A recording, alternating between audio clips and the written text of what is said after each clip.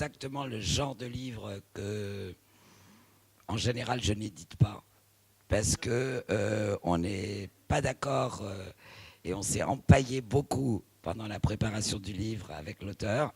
On n'est pas d'accord sur plein de choses, mais je trouvais que c'était important justement de publier quelque chose, un livre avec lequel je n'étais pas d'accord à, disons, allez, 50% maintenant. Et surtout parce que c'est quelqu'un d'une génération qui n'est pas la mienne, d'une jeune génération.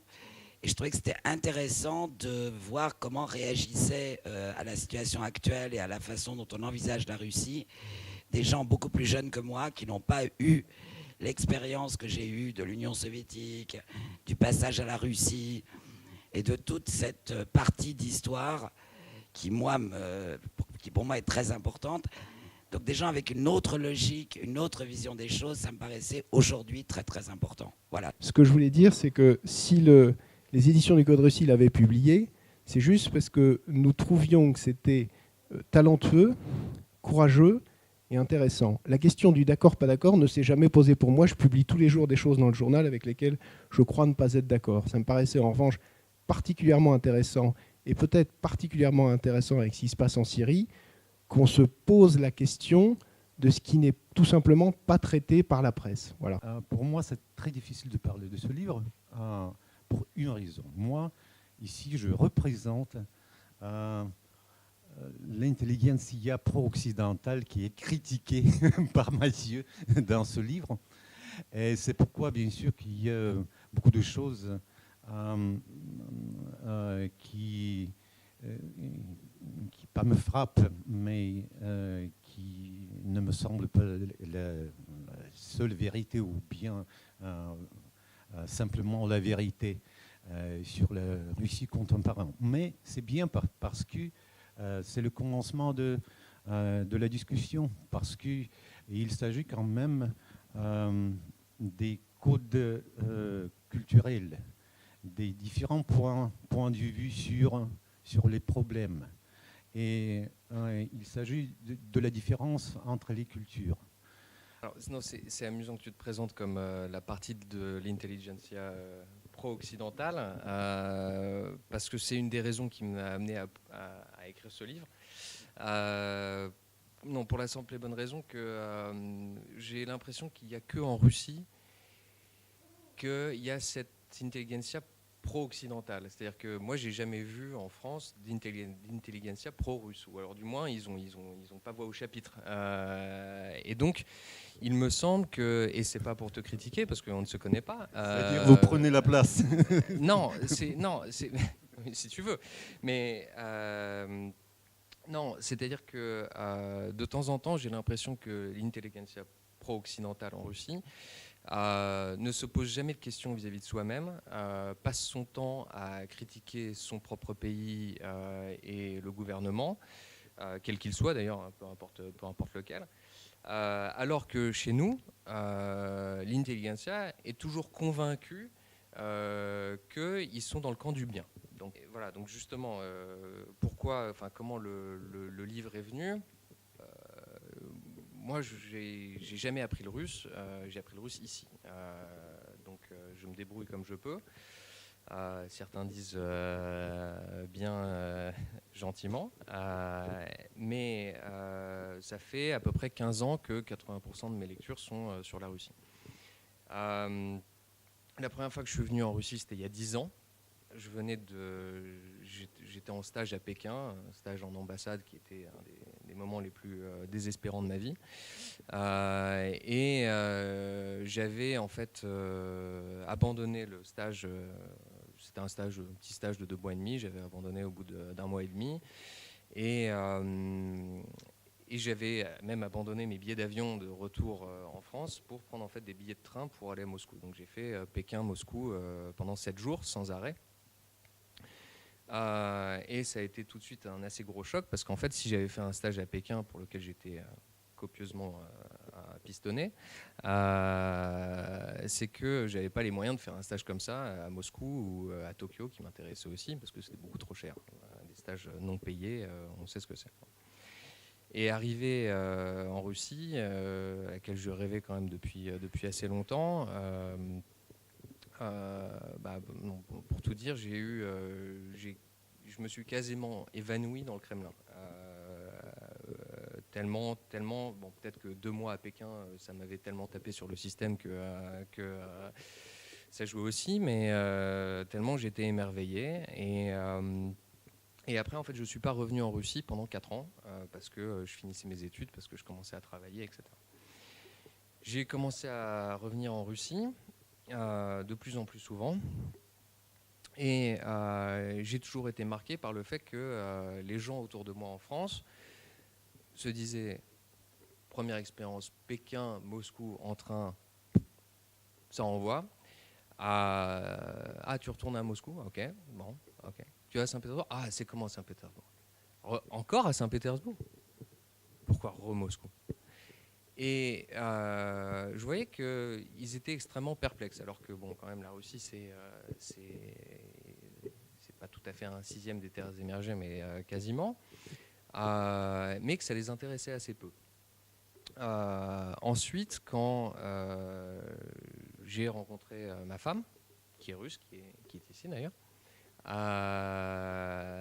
et que s'est posé la question de où vivre, ça s'est très très rapidement résolu parce que moi j'ai toujours adoré ce pays et ma femme, justement à contre-courant de tous les clichés, on avait absolument rien à foutre de vivre en Europe, etc. Donc bon, c'était très simple, allons en Russie. Et quand j'ai dit que je déménageais en Russie, alors là, ça a été la stupéfaction. Je pense que j'aurais dit je déménage à Londres, à New York. Ça aurait été l'excitation absolue. Le Japon, je pense que ça aurait été excitant, loin, mais exotique, excitant. Voire à la limite le Maroc, waouh, ou peut-être même le Gabon, pourquoi pas. Mais la Russie, alors là, c'était la perplexité absolue. Bon. C'était plus amusant, ça commençait à devenir un peu énervant. Et ensuite, voilà, tout d'un coup, il y a eu la crise ukrainienne, où je ne sais pas comment expliquer, mais d'ailleurs, j'ai commencé à écrire des articles pour le Courrier de Russie, où je faisais une espèce de... tous les mois, une revue de presse critique des médias occidentaux sur la crise ukrainienne. Tellement c'était absolument hallucinant ce qu'il racontait. Ça allait il y avait soit du mensonge pur et simple, de l'omission, ou même quand il présentait des choses qui étaient véridiques, il fallait voir le ton avec lequel il les présentait. C'était l'hystérie absolue et ça m'a littéralement exaspéré. Donc j'ai commencé à écrire pour le Courrier de Russie quelques articles et puis tout d'un coup, en fait, même si évidemment je me réclame pas ni de lui d'un point de vue idée ni de son talent parce qu'il est inégalable, mais c'est en lisant Philippe Muret que je me suis dit que j'avais envie d'écrire un truc voilà, qui sortait un peu de mes tripes sur tous ces clichés, ces a priori que l'Occident a sur la Russie. Voilà. Et donc forcément, l'intelligentsia pro-occidentale s'en prend un peu plein la gueule. Voilà. Pas un livre de politique, ça n'est pas un livre d'universitaire. C'est un livre qui vous crispe régulièrement, où on se dit mais c'est pas possible, il est d'une mauvaise foi, mais c'est insupportable. Et en même temps qu'on se dit ça, on se dit sur certains trucs quand même, il fait réfléchir, il a raison, c'est pas inintéressant, il nous casse les pieds, mais finalement ça vaut la peine de le lire. Moi, c'est vraiment ça qui m'a intéressé. Par ailleurs, au fond, quand on lit l'ensemble des lettres, qu'on n'est pas obligé de lire dans l'ordre d'ailleurs, qu'on peut grappiller par-ci par-là, on s'aperçoit qu'il montre bien l'absurdité qui règne ici et qui est quand même un des charmes de ce pays. La forme du livre, c'est un abécédaire. Donc, à chaque lettre, son thème. J'aurais pu en fait choisir plusieurs thèmes par lettre, mais j'ai décidé de faire un thème assez développé par lettre. Et donc, évidemment, 26 lettres, il faut les trouver. La question se posait, puisque combien de fois en France, au détour d'un bar, ah, tu viens en Russie, ah ouais, en Russie, la démocratie, c'est pas ça. Hein. Bon.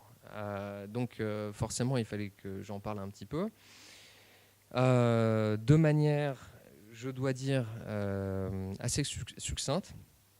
Parce que en fait, la forme de l'abécédaire fait qu'on ne peut pas se permettre de balancer 70 pages sur un thème et 5 pages sur un autre. Donc il fallait que je me restreigne un petit peu. J'aurais pu développer plus, j'aurais pu faire plus de recherches aussi en termes politiques, etc.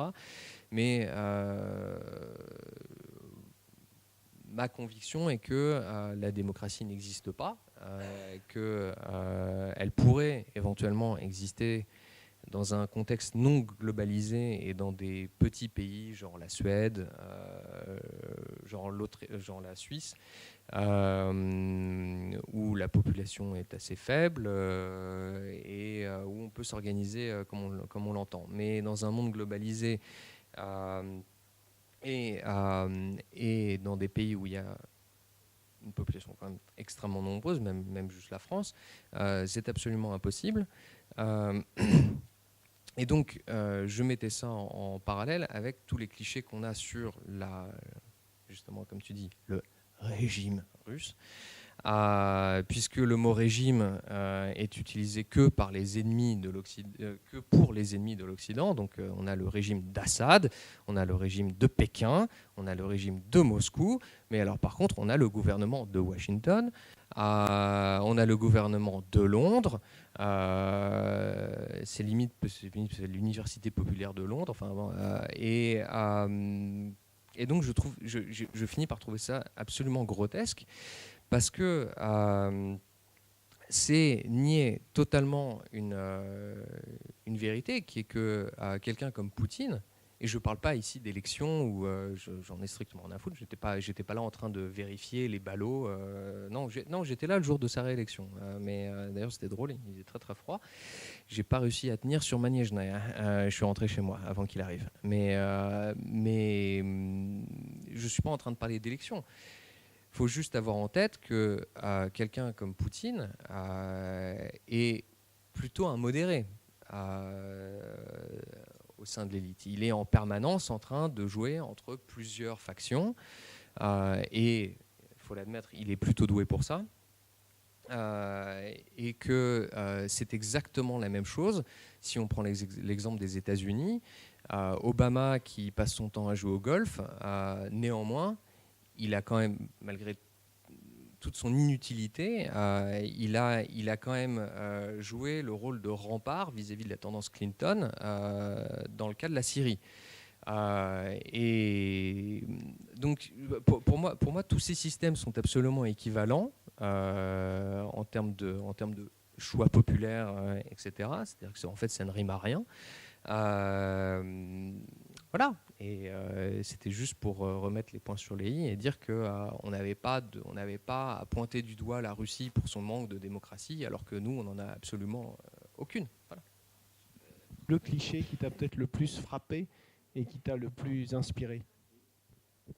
Pour éviter de filer tout de suite dans la politique,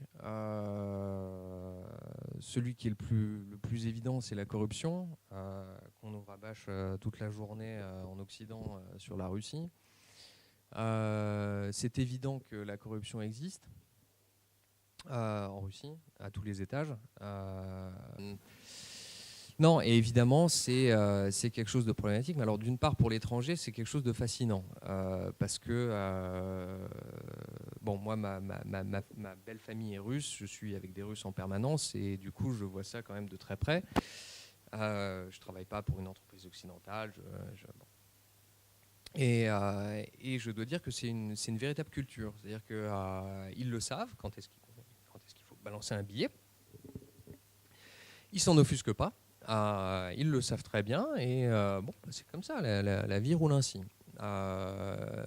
Finalement, ils s'en plaignent. Bon, ils s'en plaignent bien sûr, mais ils s'en plaignent assez rarement. Et à partir de ce moment-là, j'ai commencé à comparer les deux systèmes.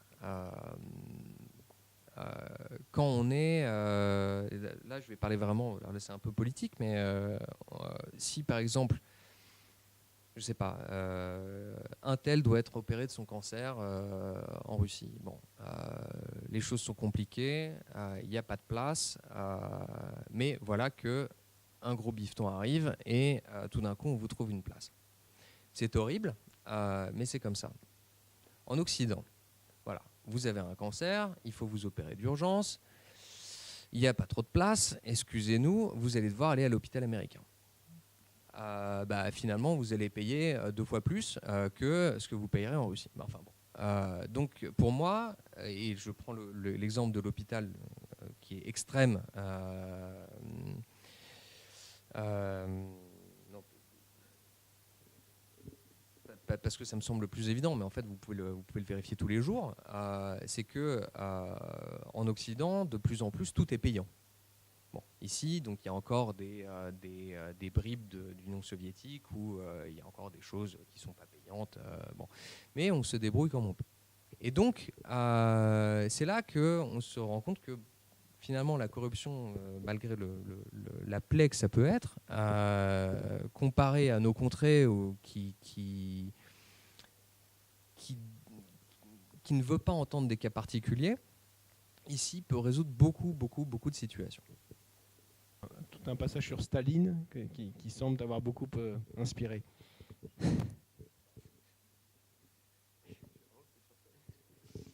C'est une groupie de Staline, on n'y peut rien. C'est plutôt rare par les temps qui courent. Non, moi, ce qui m'a beaucoup plu quand j'ai lu le manuscrit la première fois, c'est quand il parle de Staline comme l'ancêtre de Photoshop. Ça m'a vraiment beaucoup plu. Non, alors, je ne suis pas fan de Staline. C'est juste que je suis très intéressé par le bonhomme parce que et qui veut en parler après à la conférence en parlera avec moi s'il en a envie, mais je considère que parmi les grands dictateurs du XXe siècle, c'est quelqu'un dont on n'a pas encore réussi à comprendre la psychologie. Alors on peut très bien résoudre la chose en disant qu'il était psychopathe et puis c'est tout, mais je pense que c'est un peu plus compliqué.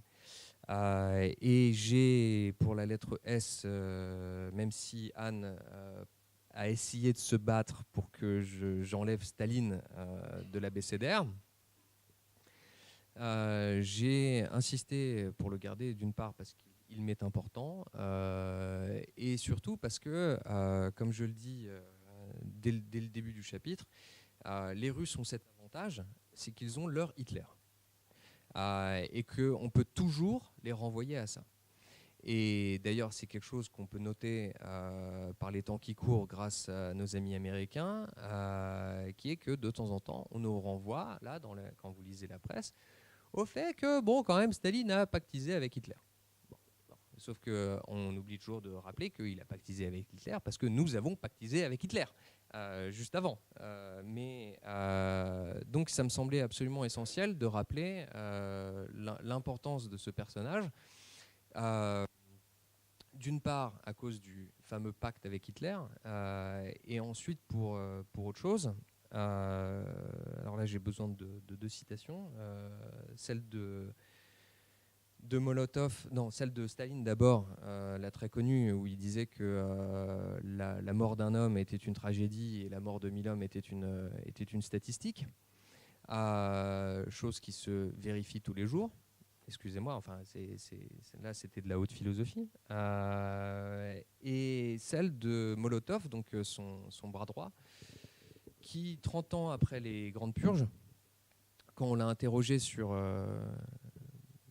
là-dessus, c'était déjà un très vieil homme, il avait dit c'était terrible, mais malheureusement c'était nécessaire. Bon, alors là ça scotche, on dit le type n'a absolument aucun remords. Et je compare ça dans le bouquin parce que moi j'estime que les politiques ne sont pas des gens normaux, aucun d'entre eux, et qu'ils ne vivent pas sur la même planète que nous. Et donc je compare ça à une phrase qu'on oublie trop souvent, qui est celle de Madeleine Albright, la secrétaire d'État américaine, qui interrogé pourtant par un média américain plutôt complaisant, qui lui avait dit quand même 500 000 enfants américains, irakiens morts à cause du blocus qu'on leur inflige. C'est quand même plus que Hiroshima et Nagasaki, ça vous fait rien. Et elle avait répondu, ah, of course it's terrible, but it was worth it. It was worth it. Ça valait le coup. Molotov est un personnage exécrable, mais il avait dit c'était nécessaire. Il n'a pas dit ça valait le coup.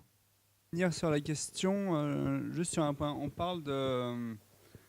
Enfin, vous avez dit que les Français méprisaient, on va dire, la Russie, mais de quelle partie, de quoi on parle? Est-ce qu'on parle des élites françaises? Est-ce qu'on parle des journaux? Est-ce qu'on parle des gens dans la vie quotidienne? Ce que je veux dire, c'est que certes, il y a une propagande anti-russe dans les élites françaises, mais quand je rentre en France, quand je parle de la Russie, j'ai pas du tout un sentiment dans la classe étudiante ou dans mes amis qu'il y a un sentiment anti-russe. Hors de la politique contre les Russes, il peut y avoir un sentiment anti-politique russe, mais il n'y a pas un sentiment anti-russe. Alors, ça c'est vrai, et je l'ai noté d'ailleurs cet été en France où j'étais un peu étonné du changement de discours au sein de mes proches, ce qui m'a fait grand plaisir d'ailleurs. Le problème, c'est que un des grands génies de la propagande, notre ami Joseph Goebbels l'avait bien dit, il suffit, que les faits n'ont aucune importance, il suffit de répéter 300 fois le même mensonge pour que ça finisse par entrer dans la tête des gens. Ce qui se prouve à de multiples reprises quand on regarde l'histoire de la guerre froide, à quel point sont relayées en permanence des âneries sur l'Union soviétique ou sur la Russie de manière générale, et qui sont prises pour des faits. Là, si on regarde les événements les plus récents, ils en ont remis une couche à un moment très très bien déterminé sur le MH17 en Ukraine. Donc ils ont fini par dire que c'était effectivement quasiment la Russie qui avait décidé de dézinguer ce pauvre Boeing à partir d'une enquête qui est faite dans l'OTAN. Donc ça n'a absolument aucun sens, mais c'est pas grave. Ils persistent à le répéter à peu près tous les 2 ans. Et ça va finir comme le Boeing coréen au début des années 80, où tout le monde est sûr que c'est l'URSS qui l'a dézingué. Mais si il n'y a pas ce genre d'ouvrage qui peut être publié, si les gens ne lisent pas ce genre de propos, et encore une fois j'ai dit que c'était une opinion personnelle, pas un bouquin historique, finalement les gens ne finiront que par lire la vie de l'élite. Et ça, c'est quelque chose que Noam Chomsky a très bien décrit dans tous ses ouvrages, c'est que la propagande, de manière générale, la propagande telle qu'envisagée, par exemple, sous l'Union soviétique ou sous le régime nazi, parle au peuple, alors que la propagande des régimes libéraux parle à une élite. Et que c'est l'élite qui est le relais d'une certaine propagande. Donc forcément, ce livre n'est pas à destination... de toute façon, je pense que, pour être tout à fait honnête, je pense que le commun des mortels en France en a un peu rien à foutre de la Russie. Et ils sont beaucoup trop occupés à essayer de vivre et à payer leur loyer et à vivre malgré la crise. Donc c'est surtout à destination d'une petite élite qui pourrait être amenée à réfléchir. Polanski-Georges, ça fait un certain temps ou un temps certain que je suis ici. À la lettre P, vous avez mis quoi? Politburo ou Pravda ou... Победа. Pardon? Победа. J'ai un peu triché sur 3 lettres, je crois, où j'ai mis un terme russe parce que j'arrivais pas à trouver. Et heureusement que j'ai pas fait l'alphabet russe d'ailleurs. Donc il y a pour le P, donc donc c'est pas Bieda, c'est la victoire, c'est sur la Seconde Guerre mondiale. Le K qui est Korupcja et le Y qui est Jazyk. Il y en a un. Ah mais non, oui, mais le B, non, le B, non. Le B c'est Bardak, mais j'aurais pu écrire bordel. C'est juste que j'ai eu envie d'écrire Bardak. Donc c'est pas tout à fait de la tricherie sur celui-là. Ouais, juste une question comme ça. La Russie dans 30 ans, vous la voyez comment? Bien, pire, comme maintenant? Juste comme ça, voilà, par curiosité, c'est tout.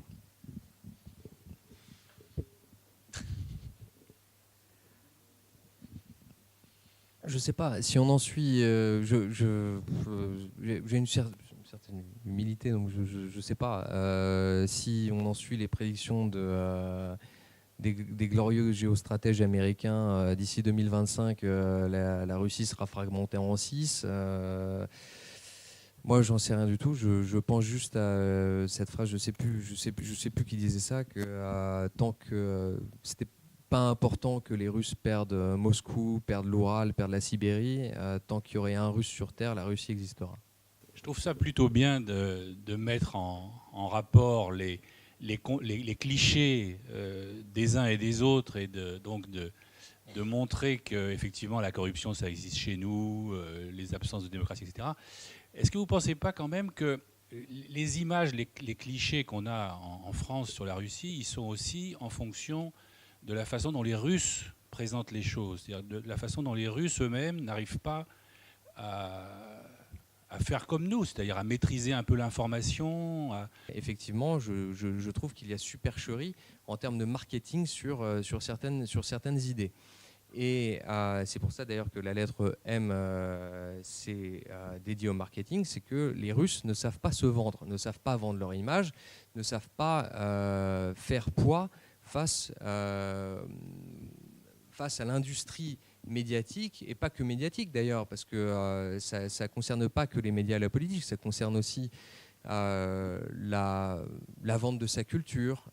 Les Russes sont incapables de vendre leur culture comme les Français le font, comme les Américains le font grâce à Hollywood, et même comme les Japonais le font d'une manière, j'ai toujours pas compris comment ils y arrivaient, mais les Russes sont incapables de mettre en valeur leur propre culture. Et je pense que là, même s'il y a eu très clairement un effort médiatique fait de la part des Russes avec toutes leurs agences d'information, genre Sputnik, Russia Today, etc., pour donner leur point de vue sur l'information, ils ont quand même 100 ans de retard sur les États-Unis et 100 milliards de retard aussi sur les États-Unis et sur l'Occident de manière générale. Donc le combat quand on voit John Kerry il y a 2 ans venir quémander au Congrès quelques millions de plus pour contrer la formidable machine de propagande russe, ça fait quand même assez rire. Et ça fait encore plus rire quand on voit que l'Europe a fait la même chose il y a 3 jours, je crois. Donc